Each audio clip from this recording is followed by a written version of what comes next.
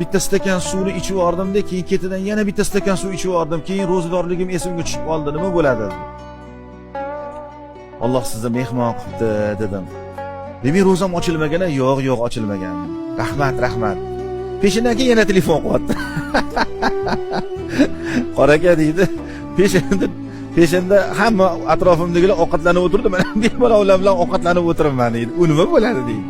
Sizni esingizda yo'qmi dedim. Yo'q, ovqatlarni yeb bo'lganimizdan keyin yonimdagilar "Sen ro'za tutgan eding shekilli" deb aytib qolishdi. Qonim to'y bo'ldi. Qorin to'y bo'ldi. Ertalab suv ichdim, peshinda tushlik qilib oldim. Endi bu yoq nima bo'ladi deydi. Siz bizani duo qiling dedim. Siz bizani duo qiling. Allohga yaqinroq odam ekansiz.